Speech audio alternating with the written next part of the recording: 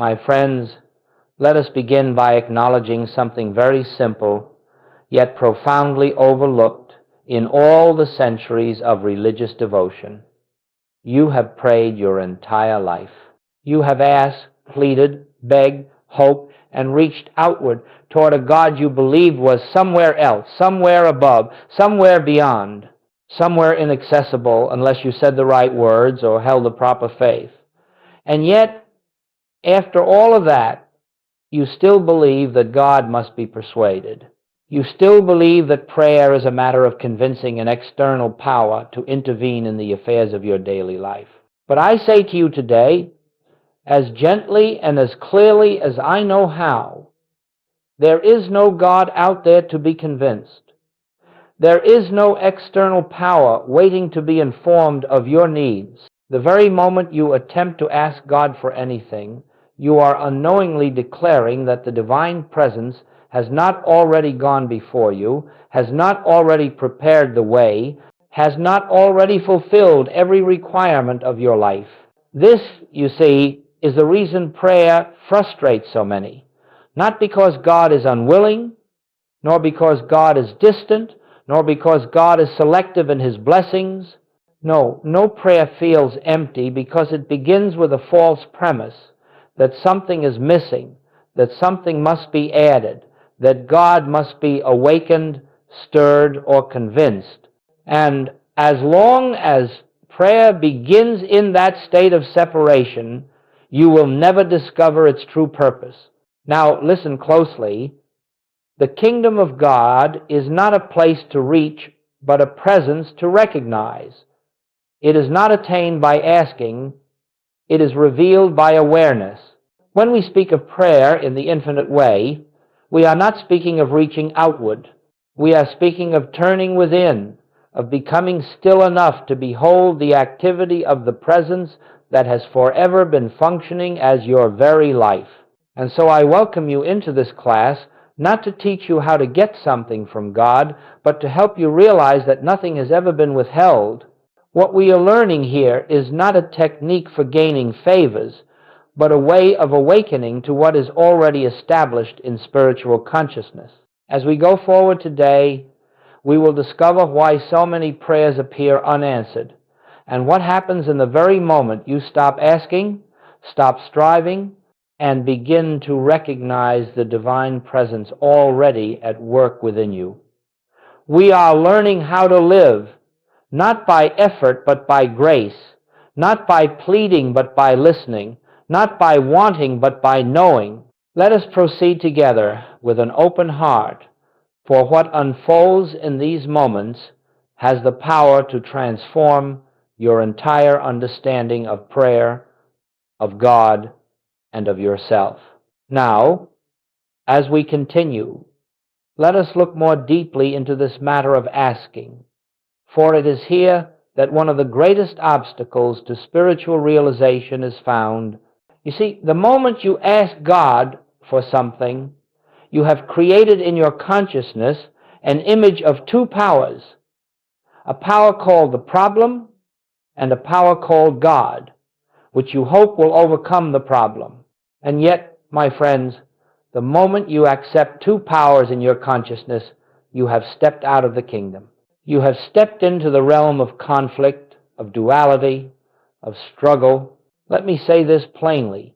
Every request you make to God affirms that God has not already done the work. The very act of asking secretly declares, I lack, I need, I am separate from the fullness of life. It is not the words that cause the difficulty. It is the consciousness from which the words arise. Asking God to correct something implies that God allowed an error. Asking God to heal implies that God permitted sickness. Asking God to provide implies that God withheld supply. You may not intend such thoughts, but asking contains them. This is what I mean when I speak of the great spiritual mistake, the acceptance of two powers. One power you call the condition, and the other you call God. But listen carefully. God has no opposing power. God has no rival, no adversary, no counterpart, all that appears as error, lack, discord, or disease is not a second power, it is only a mistaken sense of the one power. So when you ask, you are unknowingly bowing before the appearance, granting it authority it does not possess. You reinforce its seeming reality. You strengthen the illusion that there is something out there that must be fixed, improved, or corrected. And in that very moment, you lose the awareness of the one presence. This is why asking blocks receiving. Not because God refuses to respond, but because your act of asking begins from separation, and separation cannot receive what unity has already given. Let me illustrate this. When you ask for abundance, you are confessing to yourself that lack is present. When you ask for healing, you affirm that disease has power. When you ask for peace, you acknowledge disturbance as real, and the mind will cling to what it acknowledges. But the infinite way teaches something entirely different. It teaches that there is only one power, and that this one power is already functioning, already fulfilling, already complete. Nothing needs to be added. Nothing needs to be changed. What is needed is recognition of the presence that has never stopped flowing through your life. And so when you ask God to intervene, you place God behind the situation, outside the situation, separate from the situation. But the truth is, God is the life of the situation itself. God is the substance of your being. God is the intelligence that maintains the harmony of your existence. There is no place where God ends and you begin. Therefore, asking becomes unnecessary. Not because you should avoid it, but because once you glimpse the truth of one power, you realize there is nothing to ask for. The answer was present before the question ever arose. The supply existed before the need appeared. The healing was established before the condition manifested. Let us then release the habit of petition, not by force, but by understanding. As soon as you perceive that asking affirms two powers, you will stop naturally, and in the stopping, you will feel a great weight lift, a deep peace enter, for you will have returned to the truth of one presence, one power, one life. This is the foundation upon which grace begins to operate. And now, having seen why asking creates a sense of separation, let us turn our attention to a truth far more beautiful, far more comforting, far more liberating than anything the human mind can conceive. It is this: the presence has already gone before you. Before you prayed, before you desired, before you feared, before the problem ever appeared in your sight, the activity of the infinite was already functioning at the center of your being. This is not poetry. This is not metaphor. This is spiritual law. Scripture tells us plainly, your Father knoweth what things ye have need of before ye ask. But humanity has never understood the depth of this statement. It has been interpreted as a promise that God will respond quickly if you ask correctly. But that is not what it means at all. It means that the need itself is only the appearance of a supply already provided. The need is not a request to God. It is the revelation that supply is already present in consciousness, awaiting recognition. My friends, the presence never begins working when you pray. The presence never waits for your words, your tears, your petitions. The divine activity is continuous, unbroken, eternal. It does not start and it does not stop. It simply is. And this is why when you turn within, when you become still, when you cease your frantic asking, something remarkable occurs. You begin to sense a harmony that was always there but unnoticed. You begin to feel a peace that was never absent but long ignored. You begin to realize that God is not coming to you, God is expressing as you. You see, the human mind believes that God must enter a situation from the outside, as though God were watching the events of your life from a distance. But the truth is, God is the life of the situation itself. God is the breath of your being. God is the intelligence that directs your steps. God is the substance of your supply. God is the wholeness of your health. When you understand this, asking becomes not only unnecessary, it becomes impossible. Not because you suppress the desire, but because the moment you turn inward, you perceive that everything you thought you lacked was already established within your consciousness. Let me bring this into practical terms. Before the illness appeared, the divine wholeness of your being was already intact. Before the financial challenge surfaced, the provision for your life was already present in spiritual form. Before the conflict arose, peace was already the reality of your being. The appearance of a problem is nothing more than your opportunity to discover what has always been true. And so I say to you, the presence has gone before you, not as something you must call forth, but as the ongoing activity of divine intelligence. This is why you can rest. This is why you can stop asking. This is why you can be still, because nothing you require is ever missing. It is simply awaiting your recognition. As we continue in this class, we will learn what real prayer is when it is no longer asking. We will learn how prayer becomes listening, listening for the divine impulse already present within us. Let us go deeper into this silence, for it is in the silence that the presence announces itself. And now, my friends, let us come to the heart of this entire message, the meaning of true prayer. For if prayer is not asking, if prayer is not petition, if prayer is not persuading God to act, then what is prayer? Prayer, in its purest form, is listening. Not speaking to God, but listening for God. Not reaching upward or outward, but becoming still enough to feel the movement of the Spirit within. You remember the ancient words, "Be still and know that I am God." This is not advice. This is instruction in the mechanics of spiritual realization. The stillness is not a pause before you speak. It is the prayer itself. In the stillness, the human sense of self begins to subside, and a deeper awareness comes forward, an awareness that does not think, that does not reason, that does not plead, but simply knows.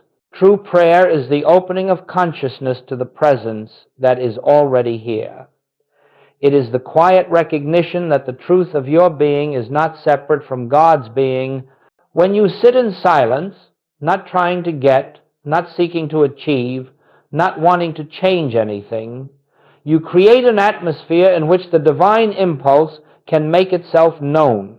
You see, you do not have to speak to God because God is not separate from you. There is no distance between the soul and its source. Therefore, the moment you fall silent, the moment you surrender the desire to control, the moment you cease the inner noise of wanting and fearing and planning, you create the space in which the presence can be felt. And the presence speaks not in words, not in thoughts, but in a deep peace, in a gentle assurance, in an inner stillness that says, without sound, all is well. I am here. I have always been here. This is the still small voice of Scripture. It is not a voice heard with the ears. It is the stirring of awareness itself.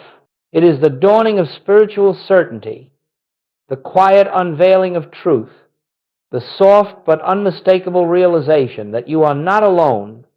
You have never been alone, and nothing in this world has ever separated you from the love and intelligence that animates your very being. But listen carefully now. You cannot hear this voice while you are asking. You cannot hear it while you are arguing with circumstances. You cannot hear it while your mind is busy trying to fix, solve, or improve the outer condition. The still small voice is drowned out by the noise of human thought. This is why true prayer begins with silence, a silence not merely of the tongue, but of the mind. a silence not of emptiness, but of expectancy, a silence that says, "Speak, Lord, thy servant heareth." And when you rest in this inner listening, a remarkable thing happens. You realize that prayer is not something you do, prayer is something you receive. Prayer is not your attempt to reach God. Prayer is God's activity within you, revealing truth, dissolving fear, correcting perception, and restoring your awareness of the kingdom. You remember the ancient words, "Be still and know that I am God." This is not advice. This is instruction in the mechanics of spiritual realization. The stillness is not a pause before you speak. It is the prayer itself. In the stillness, the human sense of self begins to subside, and a deeper awareness comes forward, an awareness that does not think, that does not reason, that does not plead, but simply knows. But listen carefully now. You cannot hear this voice while you are asking. You cannot hear it while you are arguing with circumstances. You cannot hear it while your mind is busy trying to fix, solve, or improve the outer condition. The still small voice is drowned out by the noise of human thought. So let us understand. True prayer is not a technique. True prayer is not a formula. True prayer is the quiet yielding of the human sense so that the divine presence may announce itself. And when you rest in this inner listening, a remarkable thing happens. You realize that prayer is not something you do, prayer is something you receive. Prayer is not your attempt to reach God. Prayer is God's activity within you, revealing truth, dissolving fear, correcting perception, and restoring your awareness of the kingdom. My friends, grace does not enter because you ask. Grace becomes visible because you stop asking. Grace is not a reward for proper prayer. Grace is not the result of effort, discipline, or spiritual performance. Grace is the eternal functioning of the one presence, and it is always present. The only barrier to its recognition is the noise of human wanting. Let me say that again. Grace is never absent. It is only unrecognized, and asking blinds you to it, because asking declares a need where wholeness already exists. Picture, for a moment, the difference between a clenched hand and an open hand. Asking is the clenched hand tight, striving, holding on to fear, insisting that something must change. Non-asking is the open hand, relaxed, receptive, unresisting, trusting. Only the open hand can receive. Only the quiet mind can behold what grace has already prepared. But I want you to understand this more deeply. What you receive in grace is not something new. You are not receiving a fresh supply. You are not receiving a new healing. You are not receiving a sudden gift from heaven. Rather, you are becoming aware of the spiritual reality that has been true from the beginning. The outer effect may appear as healing, supply, harmony, direction, opportunity, but these are only forms.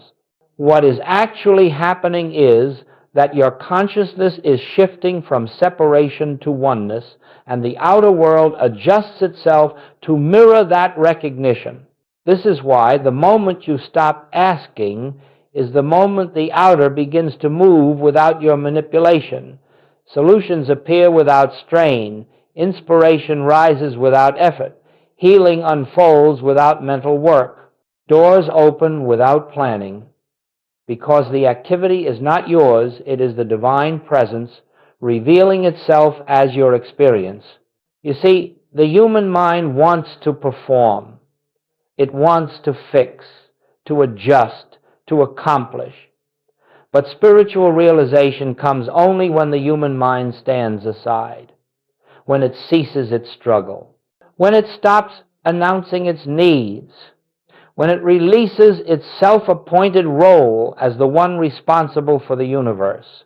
In that sacred pause, sometimes it lasts only a second, the presence announces itself, not in words, not in visions, but in a stillness so deep that it reverberates through every corner of your being.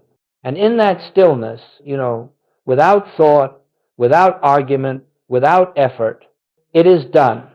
It has always been done. This is the dawning of grace. This is the moment the spiritual universe becomes visible. This is the moment God takes over, not because God was absent before, but because you finally ceased interfering. And so I say to you, with all tenderness, do not try to bring God into your problems. Do not try to summon God to fix your circumstances. God has already gone before you. The moment you stop asking, you create the space to behold the truth that was waiting for recognition. The next step now is to learn how to enter this state deliberately, not by force, but by understanding. For the shift from asking to non-asking is not merely a change in action, it is a change in consciousness, and it must be understood before it can become natural. We will now turn to the practical inner movement that allows you to stop asking and to rest in the presence.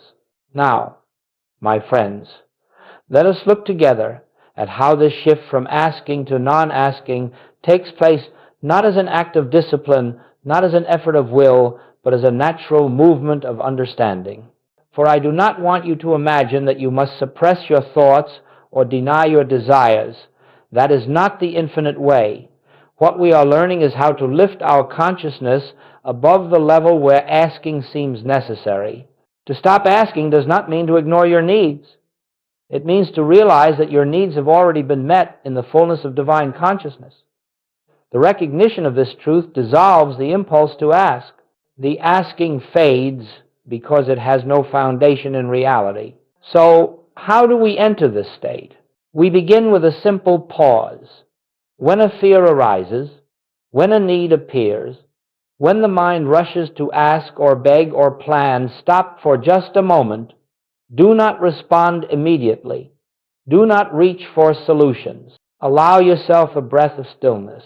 In that pause, turn within, not to your thoughts, not to your emotions, but to the quiet awareness behind them.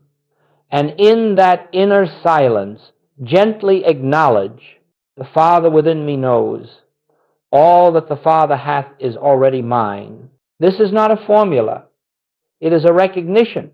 You are not trying to persuade God to act. You are reminding yourself that God is the only actor, the only power, the only presence functioning as your life. Once you acknowledge this, you do something very important. You rest. You let the mind settle. You let the emotions quiet themselves. You let the human effort fall away. You release the inner tension that demanded change. And in that release, you step out of the realm of getting and into the realm of being. Now, you may ask, what should I think about? What should I visualize? What should I affirm? But the answer is always the same. Nothing. True prayer is not an activity of thought.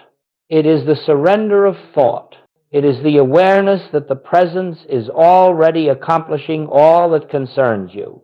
So instead of asking, you become still. Instead of petitioning, you listen. Instead of trying to make something happen, you allow what is already true to reveal itself. This is the practical shift, from thinking to resting, from striving to knowing, from asking to recognizing, from fear to assurance, from human will to divine activity. And let me tell you something that will free you. The moment you turn within, the moment you acknowledge the presence, the moment you rest in that inner stillness, the entire spiritual universe is already responding, not because you asked, but because grace is always flowing. It is only your awareness of it that changes. Some of you will find that this requires practice. The mind is conditioned to seek outwardly, to grasp, to strive. But each time you pause, each time you turn within, each time you acknowledge the presence, you weaken the old habit and strengthen the new awareness. And one day, without effort, you will notice something extraordinary.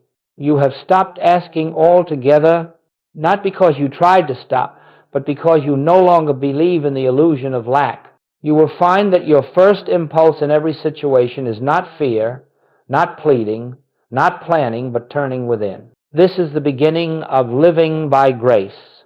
This is the beginning of a life guided from within rather than driven from without.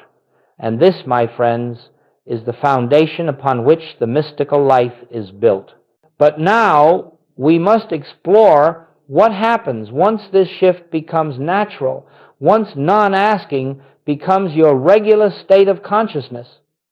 For the life lived by grace is entirely different from the life lived by effort.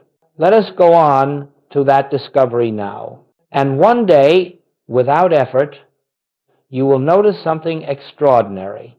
You have stopped asking altogether, not because you tried to stop, but because you no longer believe in the illusion of lack. You will find that your first impulse in every situation is not fear, not pleading, not planning, but turning within. When you stop asking, when you cease believing that something must be added to your life, something begins to change within you quietly, gently, without fanfare. You begin to discover an inner poise, an inner confidence, an inner stability that does not depend on outer circumstances. This is the first sign that you are beginning to live by grace. You see, when the human mind believes itself responsible for solving problems, for creating supply, for maintaining health, for arranging relationships, it is always anxious. It fears failure, it fears loss, it fears uncertainty. The mind tries to protect itself by constant effort, constant planning, constant control. But grace requires none of this. Grace is the activity of God operating as your consciousness. Grace is the natural flow of harmony, order, intelligence, and fulfillment from within to without. Grace is what happens when the personal sense of responsibility dissolves. Let me repeat that, for it is a turning point in the spiritual life. Grace operates when personal responsibility dissolves. Not irresponsibility, no, but the recognition that the responsibility for your life rests in the infinite presence, not in the human mind. When you live by grace, decisions become clearer because they arise in you, not from you. Solutions appear without strain because they unfold through you, not by you. Supply comes through channels you never imagined because it does not depend on your planning. Healing takes place without mental effort because the body responds to the inner harmony already established in spirit. And perhaps most beautifully of all, fear begins to disappear. You see, fear is always rooted in the belief that something can go wrong, that something can be lacking, that something can be taken from you. But when you recognize that the source of your life is within you and not in the outer world, fear has no foundation left to stand on. The outer world may still present difficulties. Conditions may still arise. But when you are living by grace, you face them from an entirely different consciousness. Instead of reacting, you pause. Instead of worrying, you turn within. Instead of planning frantically, you rest in the assurance that the same presence that has guided every moment of your existence is guiding you now. And out of that inner quiet, an answer comes. Not always immediately, not always dramatically, but surely, gently, and with absolute precision. The outer condition adjusts itself to the inner realization. And you begin to see that it was never the outer that needed changing, it was always the inner recognition that needed to be restored. You will notice something else when you live by grace. You become less concerned with acquiring, controlling, or achieving. You begin to discover that life unfolds more perfectly when you stop interfering with it. You are no longer pushing against circumstances, no longer resisting life, no longer striving to shape outcomes. You find yourself living in the rhythm of spirit, and in that rhythm there is harmony, order, and peace. This is what Jesus meant when he said, "My peace I give unto you." It is not the peace that comes from everything going well. It is the peace that comes from knowing that everything is governed from within by a presence that never errs, never fails, never withholds, and never forgets its own. So then, the practice is simple. Do not try to make life work. Do not try to fix life. Do not try to force life. Learn to let life unfold. Learn to trust the rhythm of the infinite. Learn to rest in the inner assurance that the Father within is doing the work. For this is the life lived by grace, and once you taste it even for a moment, you will never again be content with a life based on effort and fear. But grace is not the end of the spiritual path. It is the beginning of a deeper transformation, the transformation that occurs when you realize that grace is not something added to your life, but the very essence of your true being. And it is to that transformation that we now turn. As we move deeper into this truth, I want you to see how naturally, how effortlessly, life begins to unfold when you no longer live from the personal sense of I, but from the awareness of the one presence that animates all being. You do not create the mystical life, nor do you achieve it. It unfolds. It reveals itself. It comes forward of its own accord the moment you cease trying to shape life through human will. This, my friends, is one of the most wondrous discoveries on the spiritual path. Life is not something you live. Life is something that lives you. You are not the doer. You are the instrument through which the divine activity expresses itself, and when the sense of personal responsibility dissolves, when the anxious, striving self no longer tries to manage, manipulate, or direct the course of events, then the inner harmony that has always been present begins to manifest outwardly in ways you could never plan, never foresee, never engineer. Decisions arise from intuition. Opportunities appear at the precise moment they are needed. People come into your experience who seem perfectly suited to the next step of your unfoldment. None of this is coincidence. It is the rhythm of spirit. It is the order of the infinite. It is the natural consequence of living in recognition rather than resistance. You may notice that the world around you changes, but in truth it is not the world that is changing, it is your consciousness. The outer is only the shadow of the inner. When the inner becomes still, surrendered, receptive, unified, the outer takes on that same quality of order and peace. The events of your life begin to carry a certain grace, a certain ease, a certain inevitability, as though everything is arranged by a wisdom far greater than your own. And so it is. When you live from the realization of one power, one presence, one life, everything begins to respond to that recognition. Conditions that once disturbed you lose their power. Circumstances that once frightened you no longer intimidate. Problems that once seemed overwhelming dissolve in the light of a consciousness that no longer believes in two powers. You begin to understand that nothing external has authority over you. The world no longer dictates your peace. People no longer determine your well-being. Economic conditions no longer define your supply. The body no longer controls your sense of life. You have discovered the inner kingdom, and from that kingdom flows the harmony of your existence. This is the mystical life, not a life without challenges, but a life in which challenges no longer shake the foundation of your being.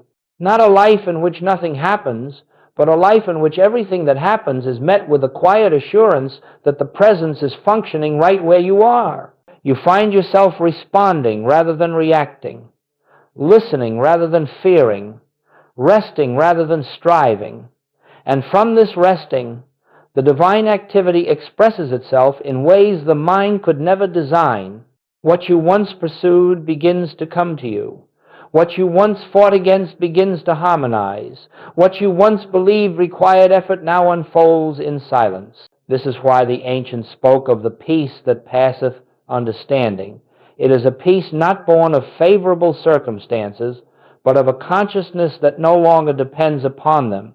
It is the peace of knowing that the kingdom is within you, and therefore nothing essential can ever be taken from you.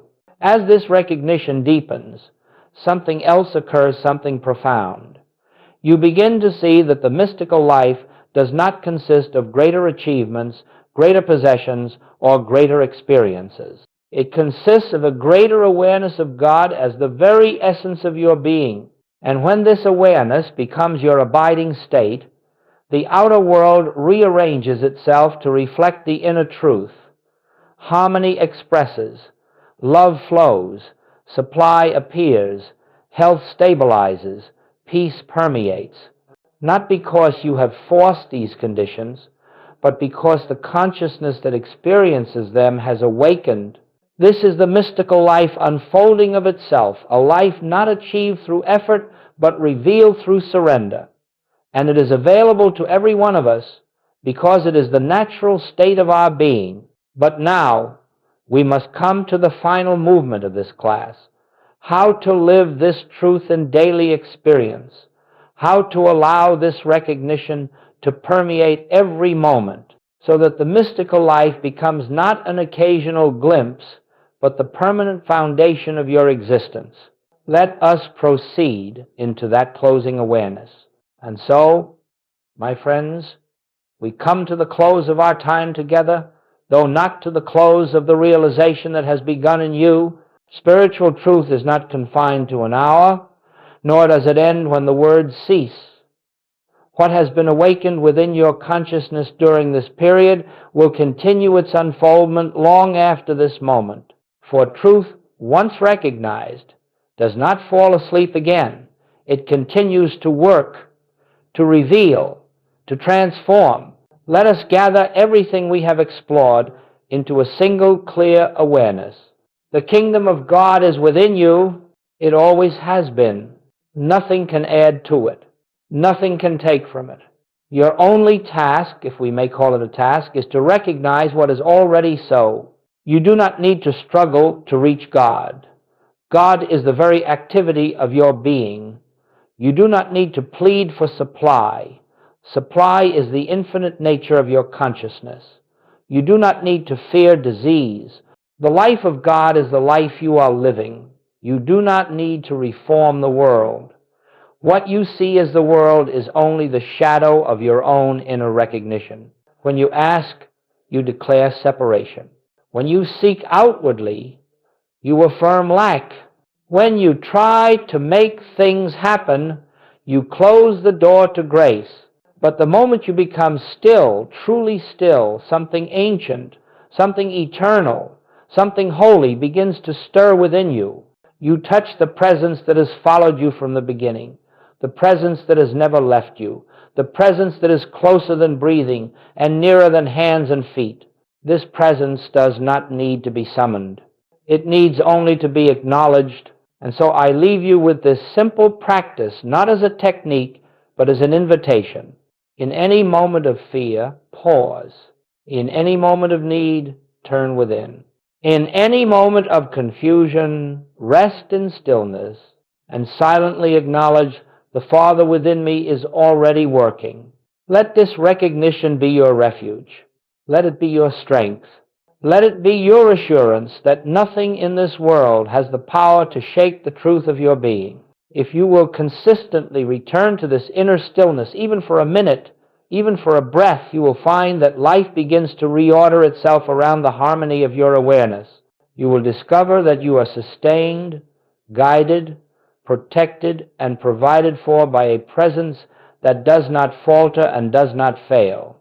This is the life of grace, not achieved, but revealed. Not earned, but recognized. Not forced, but allowed. And so I say to you, go forth from this moment, not trying to live spiritually, but allowing Spirit to live you, not attempting to shape the path, but trusting the inner guidance that has already prepared the way, not seeking outward signs, but resting in the inward assurance that the kingdom is here now within you. Let this recognition go before you. Let it walk with you. Let it awaken in you again and again until it becomes the atmosphere in which you live, move, and have your being. And then you will discover that all of life becomes a benediction, a quiet, sacred revealing of the one presence that is forever expressing itself as you.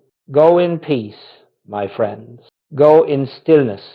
Go in the assurance of the infinite. For the kingdom you seek is within you, and it is complete